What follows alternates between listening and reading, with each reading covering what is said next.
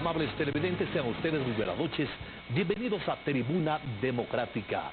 Nos aprestamos a los primeros 100 días de gestión del presidente Lenín Moreno. Para realizar una evaluación de este trabajo, hemos invitado en esta ocasión al doctor Patricio Alarcón. Él es presidente de la Federación Nacional de Cámaras de Comercio, a quien voy a dar la cordial bienvenida. Bienvenido, doctor, para analizar estos 100 primeros días del gobierno del presidente Lenín Moreno. En términos generales, ¿cómo le ve? ¿Cómo ustedes dentro de la Cámara a la que representa podrían analizar, hacer una evaluación de 100 días de gobierno? Bienvenido. Muy buenas noches, muchísimas gracias por el espacio. Mire, han pasado 100 días, el presidente nos ha extendido la mano, nos ha llamado a un diálogo, quiere escuchar las propuestas del sector productivo y esto es una muy buena señal. 10 años no se había escuchado a los diferentes sectores de la producción. Me parece que una vez se sentaron en Carondelet y se hizo caso omiso a todas las propuestas que en ese entonces se hizo al presidente de la República. Esta vez el presidente está muy abierto al diálogo.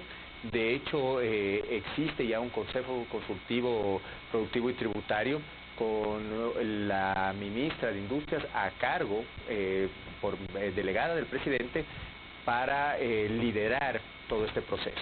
Ahora, dentro de esta estructura, de esta conformación, ustedes son parte, todas las cámaras han sido invitadas, particularmente la de comercio, ha tenido sus propias expectativas.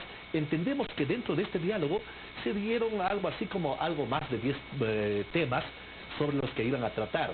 Entre ellos, por ejemplo, el impulso al cambio de la matriz productiva.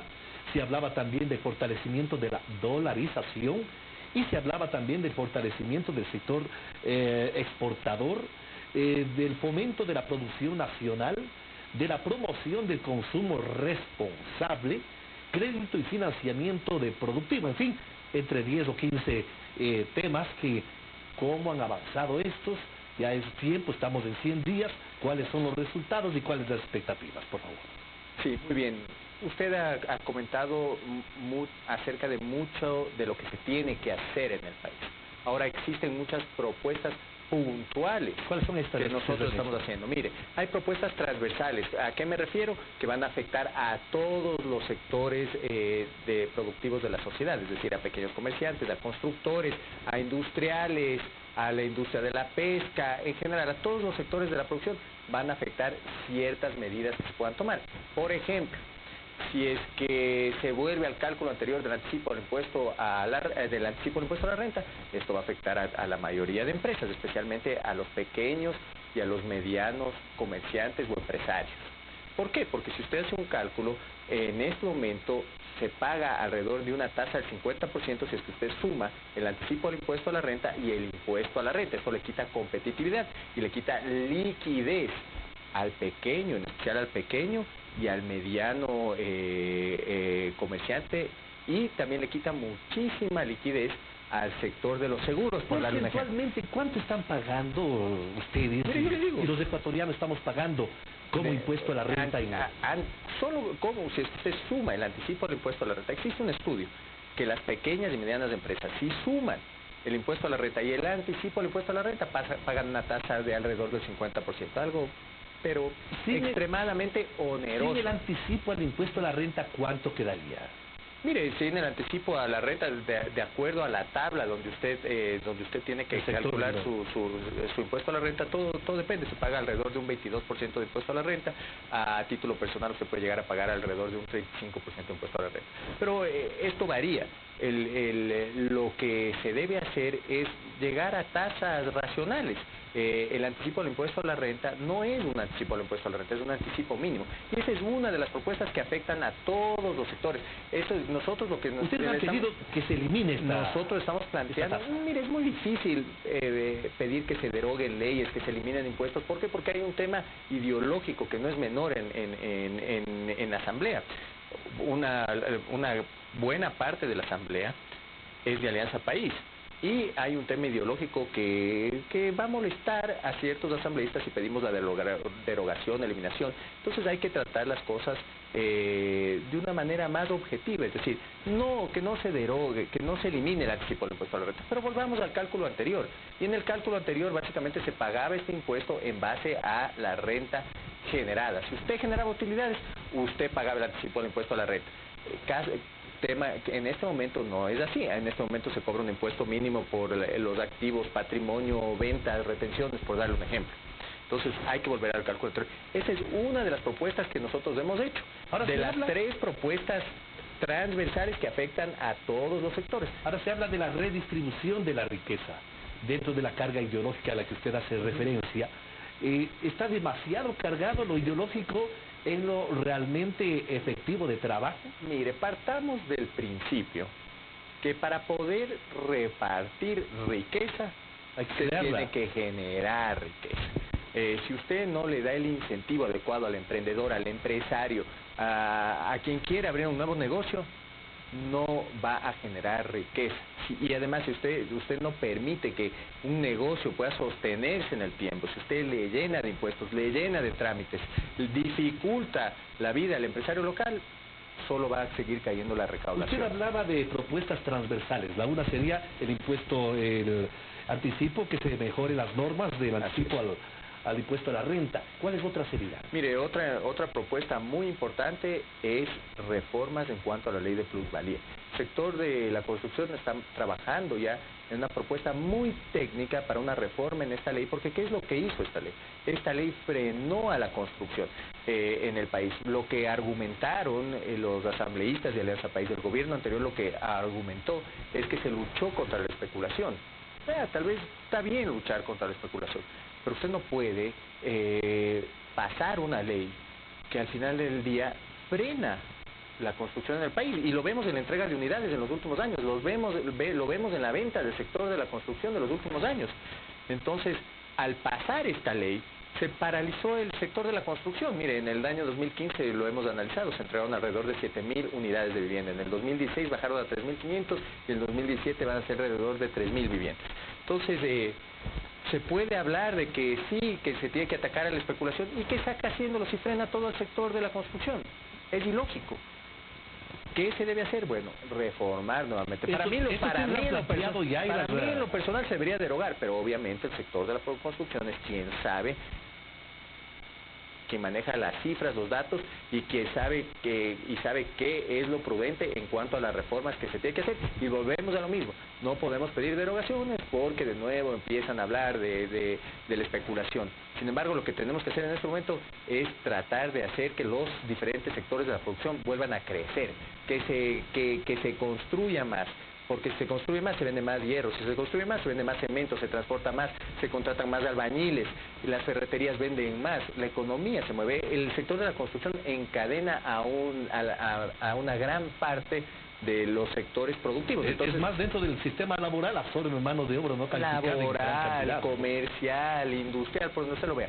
Entonces, es importante en este momento hacer reformas a la ley de la plusvalía, y se están pidiendo reformas muy puntuales, y creo que esto va en buen camino. Y la salida de capitales, que está en otro de los argumentos que ustedes han planteado. Usted lo ha dicho.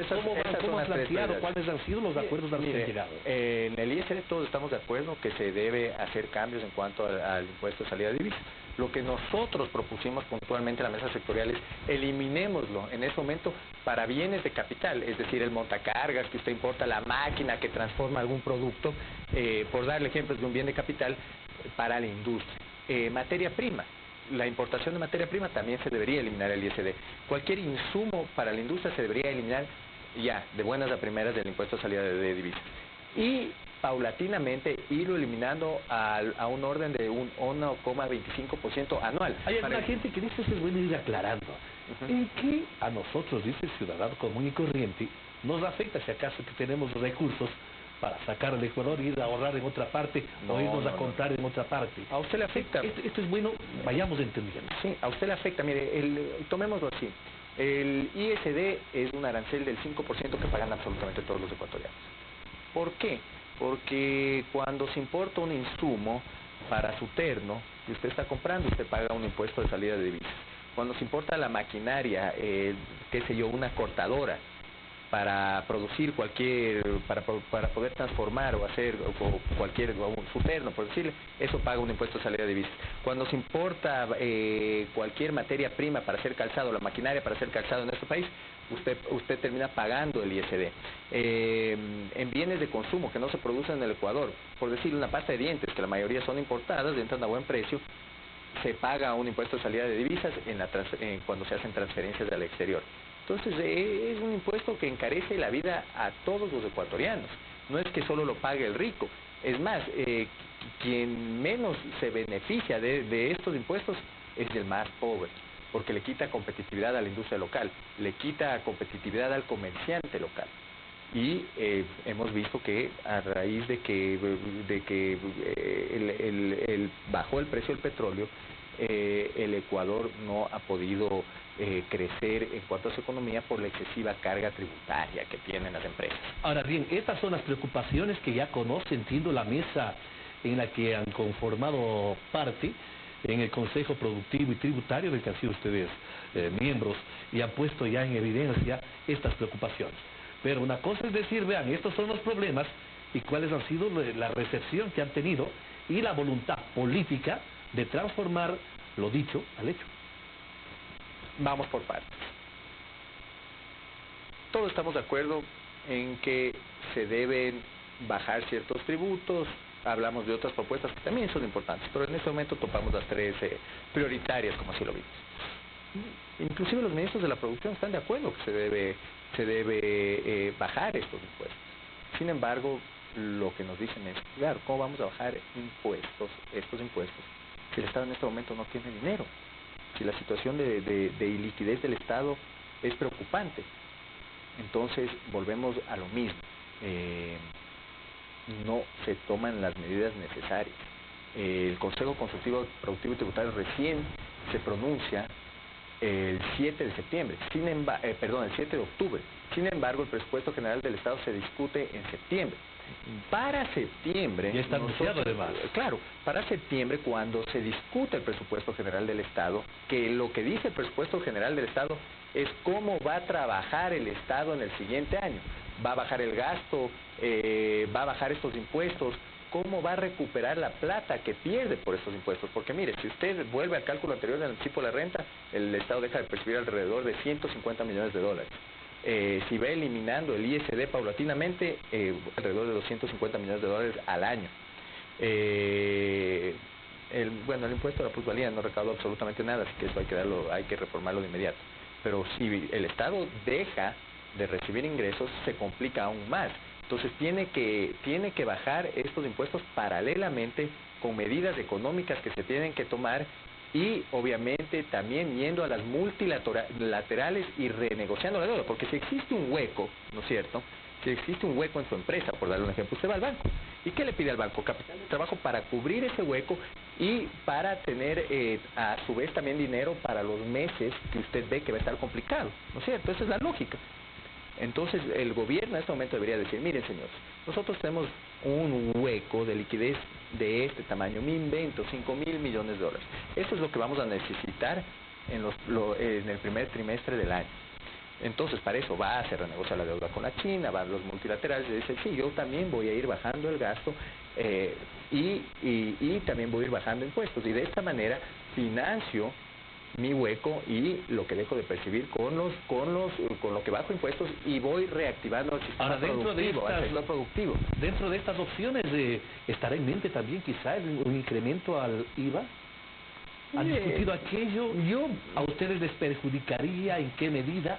Mire, el IVA es un impuesto regresivo y a quien finalmente puede llegar a perjudicar, y aunque vimos que no, porque no fue una medida ni siquiera inflacionaria el año pasado, puede llegar a perjudicar al consumidor final, porque el IVA es un impuesto que afecta al consumidor final.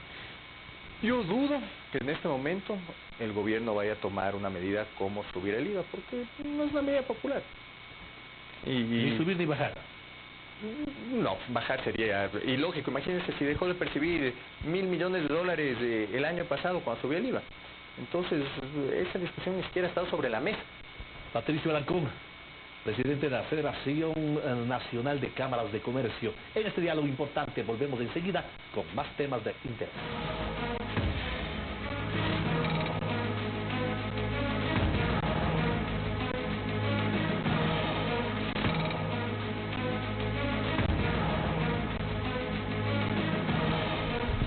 De retorno, amables televidentes, aquí en Tribuna Democrática, con el doctor Patricio Alarcón de la Federación de Cámaras de Comercio del Ecuador.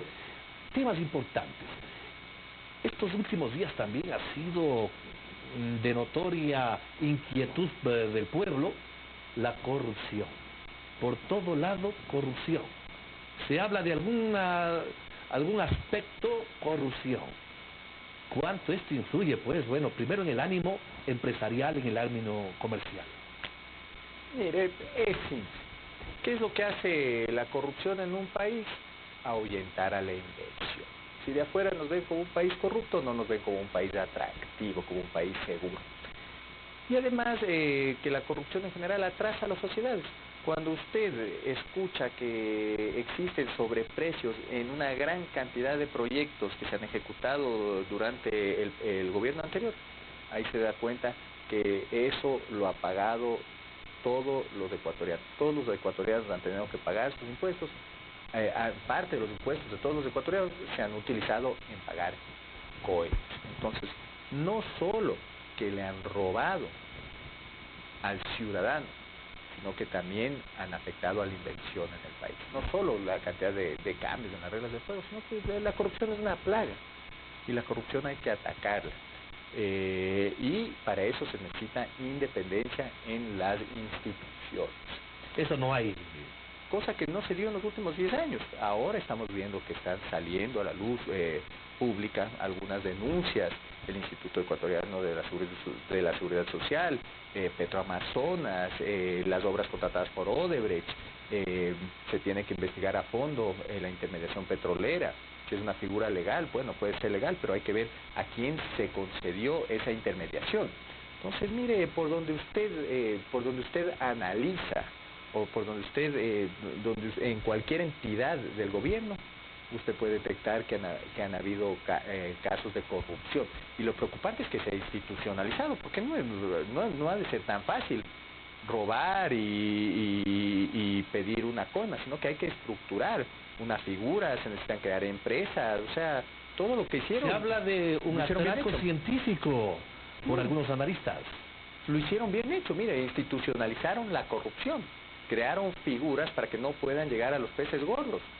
Entonces, en algo que se especializó el gobierno anterior fue en estructurar de la mejor manera los actos de corrupción, porque vemos que por todo lado se cometen actos de corrupción y nadie termina siendo culpable de los mismos. Y gente vinculada al comercio, doctor Alarcón, han manifestado que dentro de las compras públicas ha habido ciertos desfases también. Ponían, por ejemplo, que un basurero que normalmente cuesta $30, a través de compras públicas, ese mismo basurero valía 100. ¿Esto qué genera dentro del ámbito comercial de la libre competencia, donde todos deben tener las mismas reglas de juego para ser competitivos? Mire, lo único que se hace con ese tipo de prácticas es seguir corrompiendo al sector comercial. Porque ¿quién va a la final ¿quién va a llegar a un acuerdo con este tipo de contratos? Es un corrupto, pues. Si usted paga un sobreprecio para beneficiar a alguien del gobierno, usted cayó en ese círculo vicioso de la corrupción. Entonces, mire, todo esto, todo lo que el sector público hace para ganar dinero, termina corrompiendo a diferentes sectores. Ahora, en este sentido, ¿cuál es la aspiración que ustedes tienen como gente de comercio, que en definitiva son los que dinamizan y generan recursos para el país? Mire, al final del día, ¿cómo se combate la corrupción? Con controles.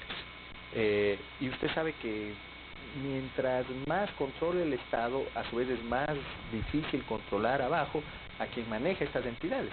Entonces, si al final del día se reduce el tamaño del Estado para que maneje seguridad de la mejor manera, para que maneje la educación de la mejor manera, para que maneje el sistema de salud de la mejor manera, y se dedica a regular a los diferentes sectores productivos, entonces se puede controlar de mejor manera la corrupción. Pero si usted maneja empresas de aviación, empresas de bienes inmuebles, empresas que controlan estas empresas, me parece que había una importadora de medicina, si usted hace que crezca el tamaño de los ministerios, entonces se presta para que la gente trate de aprovecharse. Según lo que usted manifiesta, entonces el modelo es de que ya no funciona. Mire, es el modelo, es la falta de control. Yo creo que todo venía de arriba en el gobierno anterior, entonces eso complicó aún más el problema de raíz, ¿no? Funcionarios que no habían visto dinero, que no tenían experiencia, gente que como no tenía la cuando el pobre vocación. te gana la lotería. Mire, hay que definir también perfiles para ciertos cargos. La gente no puede llegar al gobierno sin vocación. Es decir, si usted quiere hacer dinero, váyase a trabajar en el sector privado, trabaje, pase por los problemas que tiene que pasar el sector productivo y que traten de generar riqueza de una manera lícita. Pero ir a trabajar al gobierno para enriquecerse no está bien. Entonces son perfiles que se tienen que definir para los cargos públicos. Cuando el pobre se gana la lotería, sí sabe lo que sucede. Se la gasta. Se aloca, no sabe qué comprar, hambres atrasadas, envidias frustradas, en fin, no sabe qué hacer. Hasta cuando se da cuenta que se terminó el producto de la suerte, pero se acostumbró a una vida que no le corresponde, que no había tenido en base al sacrificio, al trabajo, y se encuentra con una realidad. Entonces, viene el sufrimiento. Así es, mire, en esta vida lo que viene fácil, se va fácil. Si usted se gana algo sin haberse esforzado, seguramente se lo gasta rápido, y ahí viene el problema, y no lo reinvierte bien además. Ya, mi presidente, ¿qué hacer en estos momentos? Hay un anuncio ya de un presupuesto del Estado, pero se anuncia también con un ligero incremento. ¿Qué lectura le dan ustedes a eso? Mire, tenemos que sentarnos en septiembre a analizar las propuestas en cuanto al presupuesto general del Estado del 2018. Ahí vamos a tener todas las señales o señales más claras de qué va a plantear el gobierno en cuanto a su modelo económico. Porque si sigue con ese tren de gasto y si sigue acudiendo a deuda onerosa para cubrirlo, el país sigue pateando el problema y no estamos tomando medidas de fondo. Y si sigue haciendo eso, no va a poder bajar los tributos y estaríamos perdiendo el tiempo en el Consejo Consultivo, Productivo y Tributario. 100 días de leninismo, ¿qué le dicen a usted? Mire, realmente se respira mucho más tranquilidad. No es otro estilo, es un presidente que no persigue, es un presidente que escucha, es un presidente que nos ha extendido la mano para dialogar. Pero ya se han visto cambios, la actitud está, creo que enterada toda. Mire, ciertos cambios se ha visto, se han bajado ciertos gastos en sueldos del Estado, se va a vender uno de los aviones presidenciales. Ayer me impresionó gratamente un pronunciamiento del ministro de Finanzas que dijo que los aranceles perjudicaron al sector productivo. Entonces, eso ya es un cambio conceptual. Lo escuché al ministro Campana también, de hecho no lo escuché, nos hemos reunido con el ministro Campana porque el gobierno está interesado en retomar una relación comercial con los Estados Unidos. Es un tema muy importante. Entonces, ve cambios de concepto. El problema es que estamos en contra del tiempo, pero de que se ven cambios en cuanto a los conceptos, los conceptos en cuanto al manejo pragmático de la economía. Ahora, ¿qué le decimos al presidente Moreno ya una vez que estamos pasando los meses de prueba? No, que se necesita tomar decisiones, se necesita la decisión política abierta. No estamos pidiendo nosotros que dejen sus ideas a un lado del socialismo, porque claro, está bien, se debe atender a los sectores más necesitados, el gobierno tiene que trabajar en la seguridad, tiene que trabajar en la educación, tiene que trabajar en la salud, pero se deben manejar las cuentas de una manera mucho más práctica y se debe devolver el rol al sector productivo para que invierta en el desarrollo del país. Una vez que se recaude más, todos nos vamos a beneficiar. Y fomentar la ética en el sector nacional, en la conducción de los recursos públicos, en los privados, en toda la sociedad ecuatoriana. Estamos llegando a la parte final. Agradecerle a doctor Patricio Alarcón presidente de la Federación Nacional de Cámaras de Comercio. Por este diálogo importante, ustedes en casa, amigos televidentes, saquen sus propias conclusiones. Nosotros la próxima semana estaremos con nuevos invitados y nuevos temas de interés nacional. Hasta entonces.